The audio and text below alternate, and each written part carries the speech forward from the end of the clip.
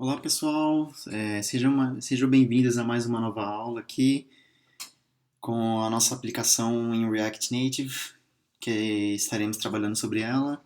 E como apresentado um pouco já na aula anterior, nas aulas anteriores, a gente vai estar trabalhando por etapas, né? A gente vai começar trabalhando sobre as diferentes camadas desse aplicativo aqui que vocês estão vendo na tela. E a nossa intenção é de criar uma nova entidade, tá? Uma nova entidade chamada pessoa, né? Chamada person. E essa entidade, ela vai ter uma relação com essa entidade de usuários que hoje já existe. Então a nossa intenção aqui é de adicionar uma funcionalidade de CRUD de pessoas, tá? Similar à funcionalidade de CRUD que já existe aqui nesse aplicativo para usuários. A gente vai usar a funcionalidade que já existe como referência para a criação da nossa funcionalidade, né? Da nossa feature. Então, a gente vai trabalhar aqui em cima desse aplicativo e beleza, acho que já vamos começar aí com a primeira camada, né, apresentada na aula anterior, que é a camada de storage. Essa camada aqui, ela é a responsável pelo armazenamento de registros num banco de dados criado localmente no dispositivo das pessoas. Então, a nossa aplicação, quando ela é executada pela primeira vez no celular do usuário, ela realiza a instalação de um banco de dados offline sem a intervenção do usuário. Tudo isso acontece por trás de forma transparente e é assim que o armazenamento acontece no nosso aplicativo. Ela tem bastante coisinha aqui, mas não precisa se sentir pressionados a atender tudo de cara. A gente vai estar trabalhando com essa camada primeiro hoje, que é a camada de armazenamento, então a gente vai realizar as alterações necessárias no nosso banco de dados para a inclusão de uma nova entidade chamada pessoa. Beleza? Então, hora de botar a mão na massa aqui. Vamos parar aqui a execução do nosso aplicativo para a gente poder mexer no banco de dados. O meu editor é o Visual Studio Code. Como já comentado na aula anterior, eu estou utilizando a extensão React Native Tools da Microsoft, que me permite um fluxo bem agradável aí de desenvolvimento e debug de aplicações React Native. Recomendo a todos utilizarem. Deixa eu parar a execução aqui. Beleza, eu não estou mais debugando. O aplicativo até está em execução aqui, como vocês podem ver, mas já não está sendo sincronizado com o nosso código atual, né? Inclusive, essa extensão React Native Tools, ela, para quem já está familiarizado com o React Native, ela roda um Metro, que é o bundler, né, que é um programinha do React Native que realiza a compilação das coisas para gente. E ele me permite com que eu clique, me permite que seja exibido um atalho dentro do meu editor aqui, como vocês podem ver, um atalho para eu parar esse bundler do React Native, me possibilita com que eu realize a parada de funcionamento desse bundler aqui. Então a gente vai clicar aqui para parar de executar. Aqui tem os logs de execução, beleza. E parou aqui a execução.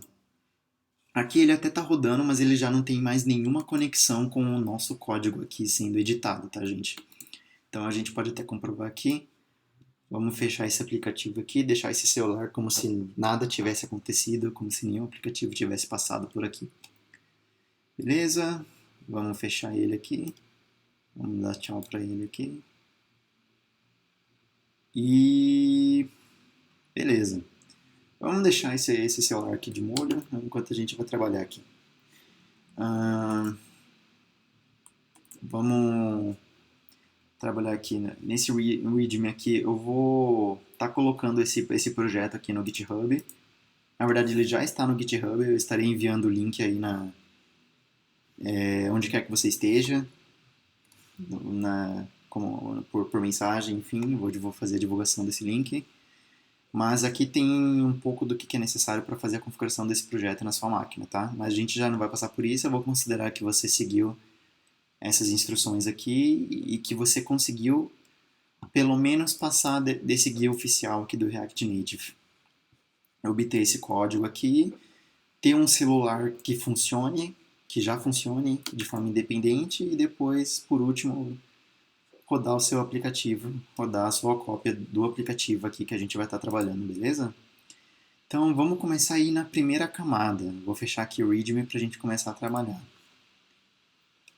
Essa camada de storage ela é responsável por ter por trás do funcionamento do banco de dados do nosso aplicativo. E ela nada mais é do que um banco de dados comum, já trabalhado, que a gente mexe na web, né?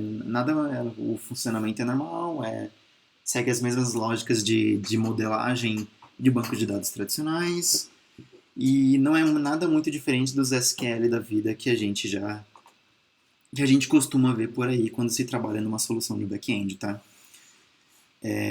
Hoje a gente só vai estar mexendo, imagino que nesses 4 arquivos aqui. Talvez a gente precise mexer em mais algum deles aqui, mas a partir daqui as coisas serão feitas meio que na base da necessidade. A gente vai estar trabalhando juntos aí enquanto eu desenvolvo aqui com vocês. Nem tudo tá no script, né, das aulas, então pode dar alguma coisa errada aqui durante o funcionamento, mas isso que vai ser o legal, né, da questão da aula, vocês poderem ver o fluxo de desenvolvimento, o que acontece, talvez um pouco espiar um pouco por trás do meu raciocínio quando eu estou realizando a programação de alguma coisa, né? Mas nesse caso aqui, de cara, o que a gente pode ver? Tem um arquivo existente só para definição das tabelas que terão no nosso banco de dados, um arquivo separado para definição das colunas das tabelas definidas anteriormente, um arquivo para definir o formato, para compor o formato do nosso banco de dados com as tabelas e colunas definidas anteriormente, e por fim, um arquivo que vai nos fornecer aí a conexão para o banco de dados em si. O WatermelonDB, que é a solução de banco de dados utilizada nesse projeto, ele automaticamente realiza a conexão com um banco de dados instalado no dispositivo do celular da pessoa. No dispositivo da pessoa, né? No celular da pessoa. E se esse banco de dados não existir nesse celular, ele já faz a instalação, já faz a configuração, tudo de forma transparente. Então, esse último pedacinho aqui, ele sozinho já é responsável por configurar o banco de dados no celular da pessoa, abrir uma conexão com o banco de dados. Se não existe o banco de dados, ele cria. Então, a gente não precisa se preocupar nada com isso. Isso permite que a gente baixe a barreira de entrada de forma significativa aí para a gente começar a aprender a mexer com banco de dados em aplicações React Native. Tá? Então, vamos lá. A gente vai tentar criar aqui ao longo dessas aulas uma entidade pessoa, tá? Que a gente vai adicionar na nossa solução. A nossa solução hoje ela tem 3 entidades, como vocês podem estar olhando aqui no código. Tem uma entidade de status, né? Deixa eu ver se eu consigo dar zoom aqui para vocês conseguirem enxergar melhor. Ah, beleza, perfeito. A gente aqui já tem uma entidade de status, a gente tem uma entidade de tipo e uma entidade de usuário. Todas elas são relacionadas hoje no nosso aplicativo. A gente gerencia as entidades de usuário, as entidades de status e de tipo. Elas existem no banco de dados, mas a gente não faz o gerenciamento delas. Essas entidades, elas já estão, essas tabelas, né, falando numa linguagem de banco de dados, elas já estão pré-populadas com alguns registros aí, como ativo e desativado, administrador ou padrão. E quem que faz essa pré-população é este arquivo adicional aqui, não o esquema, tá? O esquema tá aberto, mas seeds. Isso, esse arquivo aqui. Esse arquivo aqui, ele é o responsável por controlar os registros que são inseridos por padrão durante a instalação ou configuração ou atualização do banco de dados no dispositivo da pessoa. Então, aqui como a gente pode ver, já foi realizada uma vez essa configuração, essa inserção de registros já pré-existentes, e aqui, inclusive, a gente pode até dar uma espiada, que já existe um código para inserir um status com o nome ativo e um status com o nome de desativado. A gente insere também um tipo de admin e um tipo de standard, né, um tipo padrão. Então aqui, essas tabelas aqui, elas já são pré-populadas dessa forma, e é dessa forma que acontece esse tipo de coisa. Esses 5 arquivos aqui compostos, todos eles são responsáveis pelo funcionamento do banco de dados. Se você precisar alterar alguma coisa do banco de dados, incluir uma nova entidade, incluir mais registros por padrão, são nesses arquivos que vocês terão que mexer, tá bom? Mas beleza, sem mais delongas, vamos incluir a nossa nova entidade aí de pessoa. Como que a gente pode começar? O WatermelonDB, ele fornece aí algumas funções para a gente estar realizando a definição do nosso banco de dados. Então ele tem uma função para te retornar, para você poder definir o nome da sua tabela.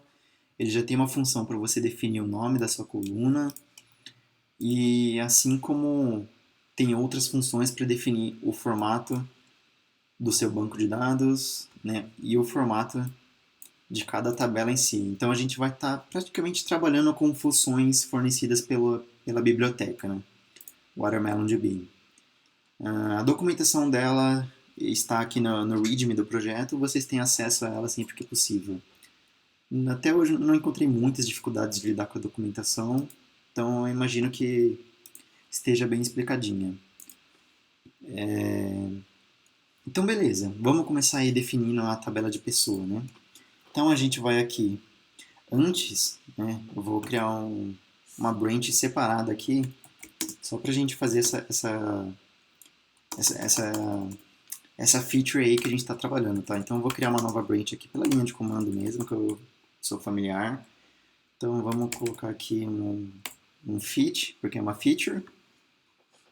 Checkout para trocar de branch. Traço B para criar a branch se ela não existir. E aqui o nome da nossa branch. Ela vai ser uma feature, porque é uma coisa nova. Se fosse correção de bug, seria fix. Mas essa é uma convenção que eu utilizo.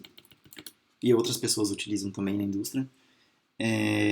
Como que pode ser o nome dessa nossa branch aqui? Vamos chamar de add person entity, porque é uma entidade no banco de dados. Não só em banco de dados, né, mas é uma nova entidade a ser gerenciada pelo aplicativo. Então essa branch aqui vai ser a responsável por a gente estar fazendo todo o nosso processo aí de desenvolvimento. E eu quero criar ela com base na branch main. O ideal seria ter duas branches, né? A main e a develop, mas a gente vai simplificar aqui. Eu vou criar a partir da branch principal mesmo, beleza? Beleza, estamos numa branch aqui separada. Tudo que a gente estiver fazendo aqui vai estar isolado da branch principal. E é assim que a gente vai começar aí o nosso desenvolvimento. Então vamos começar definindo o nome da nossa entidade, que vai ser person. Esse aqui é um objeto que guarda as definições de nomes de tabelas que a gente está utilizando, né? Graças ao TypeScript também, ele consegue inferir o tipo de cada um utilizado. Então, vamos utilizar a função TableName aqui do Watermelon para definir o nome da nossa tabela aqui, tá? Então, a gente vai fazer TableName, vai chamar a função TableName, e aqui a gente vai passar o nome desejado para a nossa tabela. No caso, o plural de person é people. Essa é uma convenção também, nomes de tabela ser em plural. Beleza. Esse ponto e vírgula está errado, não é para ter ponto e vírgula. Vamos fechar com uma vírgula aqui, beleza. Só que vocês podem estar estranhando uma coisa, e eu também estou estranhando uma coisa que eu não tinha lembrado. E que dessa forma a gente vai conduzir nas aulas, tá, gente? A gente vai lembrando aqui e vamos fazendo ao vivo. Uma coisa que é exclusivamente do TypeScript, tá? Isso não impede o funcionamento tá? Se eu continuar utilizando dessa forma, o nome da tabela. Mas como a gente está utilizando a TypeScript, a gente pode utilizar anotações adicionais para a gente ter uma experiência de desenvolvimento melhor. E com o que eu quero dizer com experiência de desenvolvimento? Basicamente, 90% das vezes é autocomplete, tá, gente? É o funcionamento do autocomplete. Por quê? Por padrão, quando a gente trabalha com JavaScript, as ferramentas de edição de código geralmente não são capazes de completar para você o que você pode estar usando de nome, ou se dentro de um objeto a ferramenta talvez ela não seja capaz de inferir as propriedades desse objeto, esse tipo de coisa. E nesse cenário, o TypeScript é o nosso amigo. Ele não ajuda não somente a documentar o código para humanos entenderem, como para ferramentas entenderem. Então, beleza, vamos melhorar aí, vamos documentar, né, o nosso código aqui que a gente está fazendo com TypeScript.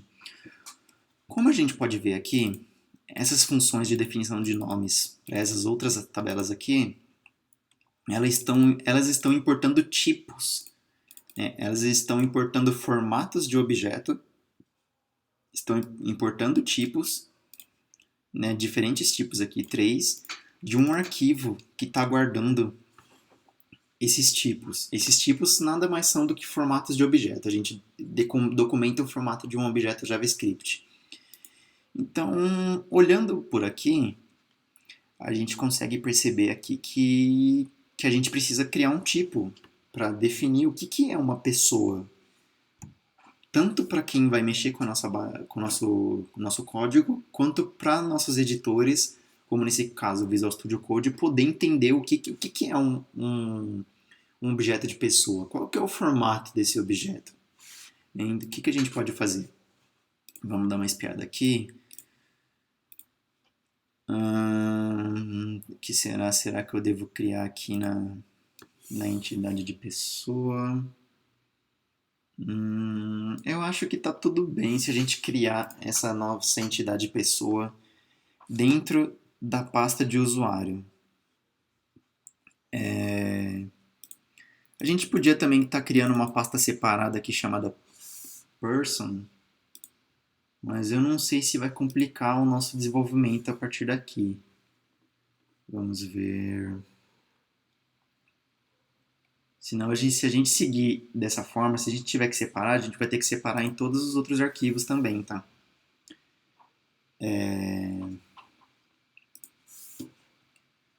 Eu acho que para esse caso... Eu acho que nesse caso vai ser melhor separar mesmo, gente. Sabe por quê? Porque se mais pra frente a gente precisar criar mais entidades que se relacionem que se relacionem apenas com a tabela de pessoas e não tenham relação nenhuma com a tabela de usuários, a gente vai ter aí algumas dificuldades. E alguma mistura. E algumas. A gente vai acabar misturando features diferentes, né? Ou não features, mas domínios diferentes, né? Então, beleza. Eu acho que a gente pode começar criando uma pasta separada só para a gente trabalhar com pessoa, com a entidade pessoa aqui, tá? A gente vê que esses 3 tipos aqui estão sendo importados a partir do arquivo user. E esse arquivo user essa pasta, na verdade, né? A pasta user, ela está aqui dentro. Aqui a gente importa dessa forma aqui, como se fosse um arquivo, mas é porque para JavaScript e para TypeScript, num contexto onde você está utilizando uma solução compilada, dessas duas, que utiliza o Webpack ou outro tipo de coisa, que tenha esse fluxo da gente rodar via linha de comando, para o Node em si, na perspectiva do JavaScript, um arquivo user.js aqui na raiz e uma pasta user com um arquivo index.js são as mesmas coisas. Você importa da mesma forma. E é isso que eu estou fazendo aqui. Então, para a gente simular o que a gente tem aqui, a gente vai começar criando uma pasta de pessoa. Então, vamos criar uma pasta de pessoa aqui e vamos criar um arquivo index.ts, que é TypeScript, né? Não é JS. JS tá JavaScript, TS TypeScript. que em definições em funcionamento são as mesmas coisas. TypeScript funciona no navegador, em outros contextos da mesma forma que o arquivo JavaScript, até porque os tipos do TypeScript que a gente usa por cima do JavaScript são removidos durante a execução da aplicação. Então, eles são mais uma forma de documentação, tanto para humanos quanto para ferramentas.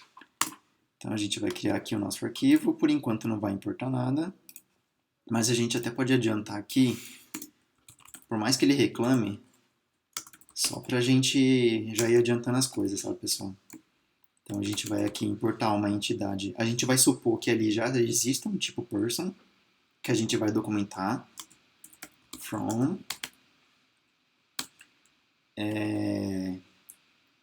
user, né? Vamos ver se dá o complete. Deu complete, beleza. From user. Aqui ele vai falar que a gente não está usando, né? Vamos deixar o editor aqui satisfeito. Vamos chamar aqui, passar o tipo da função aqui, passar o tipo para essa função aqui. Porque aí, a partir dessa forma, toda vez que a gente precisar utilizar esse objeto tables para fazer referência a uma tabela, ele vai fazer o autocomplete da forma correta e vai ter ciência de todas as propriedades que um objeto person geralmente tem. Beleza? Nosso trabalho aqui está feito, gente, nesse arquivo. Agora, para solucionar isso, a gente vai precisar criar um tipo person, né? A gente pode se basear aqui no que existe de user para ver o que está acontecendo. Beleza, o que está acontecendo aqui? Nada mais é do que ele está exportando o conteúdo de outros arquivos dentro da pasta. Então, esse index, o que ele está fazendo? Ele está exportando tudo que tiver aqui, tudo que tiver aqui, tudo que tiver aqui. Assim, toda vez que alguém precisar de alguma coisa dessa pasta, como por exemplo esse arquivo, eu não preciso ficar importando ponto barra user barra status, ponto barra user barra type, ponto barra user, né? Eu importo tudo apenas de um lugar. Então esses index eles são muito úteis no contexto do JavaScript para fornecer uma experiência melhor na hora de importar as coisas. Então a gente vai seguir a mesma lógica aqui no nosso index da pessoa, tá? A gente vai exportar aqui, exportar, export everything, exportar tudo do arquivo de pessoa que a gente vai criar aqui. Não existe, ele vai reclamar da gente, mas calma que a gente já resolve. Então, a gente pode dar uma olhada aqui, seguir o mesmo conceito, Beleza, vamos lá criar o arquivo para a ferramenta ficar satisfeita. A gente vai criar um arquivo person aqui, dentro da pasta person, person.ts. Vamos ver se ele vai parar de reclamar aqui. Ó, ele está reclamando aqui porque esse arquivo não está exportando nada. Então vamos exportar o tipo de pessoa, né? Qual que é o formato do objeto de pessoa para o banco de dados? A gente pode usar de referência aqui o arquivo de usuário, tá, gente? E vocês vão ver aqui que tem bastante coisa rolando aqui. A gente vai abordar aos poucos, tá? Mas para a gente ter uma explicação básica aqui por cima, o que está contido dentro desses arquivos? Esses arquivos descrevem para o Watermelon não exatamente o formato da tabela, mas sim o formato do objeto retornado pelo Watermelon que vai conter os dados do banco de dados. Então, toda vez que eu obter um usuário, por exemplo, do banco de dados, ele vai ter um formato similar ao que está definido aqui. Então, ele vai ter alguns campos que já são definidos por padrão pelo Watermelon, né? Como a gente pode ver, essa entidade usuário, ela está... Aqui está ocorrendo uma herança, essa entidade é uma entidade filha de model. Com isso, essa entidade model é do Watermelon, tá? E essa entidade ela já tem alguns métodos e propriedades padrões. que a gente está fazendo aqui? Nada mais é do que adicionar as propriedades de usuário para a gente poder acessar. Então, quando a gente obter um usuário do banco de dados, ela vai ter as propriedades que a gente está definindo aqui. Então, vai ter o e-mail da pessoa, do usuário, a senha do usuário, o tipo, o status, e dois campos adicionais aqui que o Watermelon nos fornece por padrão, que a gente vai estar já abordando aí na criação da nossa entidade pessoa, que são os campos de criado em, atualizado em. E esses campos o Watermelon atualiza sozinho para a gente durante a criação de um novo registro e durante a atualização do mesmo registro. Beleza? Então, essa loja está ficando um pouco longa. Deu para ver aí bastante coisa do que a gente precisa fazer. Nós iniciamos parte do nosso trabalho aí na camada de banco de dados, na camada de storage, de armazenamento, e já começamos a fazer os nossos primeiros passos na inclusão da nossa entidade de pessoa, tá? E o nosso papel aqui, a gente vai ter que definir o formato do objeto que virá do banco de dados contendo as informações da pessoa armazenada, tá? E essa vai ser o conteúdo aí, nosso desafio, nosso primeiro desafio da próxima aula. E os demais desafios a gente vai descobrindo aí conforme for fazendo, beleza, gente? Espero que tenham gostado aí, que não tenham ficado muito difícil para o entendimento. Algumas coisas levam um tempinho aí para entender, até porque é bastante coisa para entender. React Native, o conceito de banco de dados offline dentro de celulares, né, de forma transparente para o usuário. E TypeScript também, que para muitas pessoas podem ser uma coisa nova aí, tendo os primeiros contatos com TypeScript. Mas tudo isso a gente vai levando devagarzinho, a gente consegue fazer aos poucos, tá, galera? O conhecimento, em programação principalmente, a gente nunca vai conseguir saber tudo e todo dia é um dia de aprendizado aí. Mas beleza, gente? Até a próxima aula aí então, gente. Um abraço.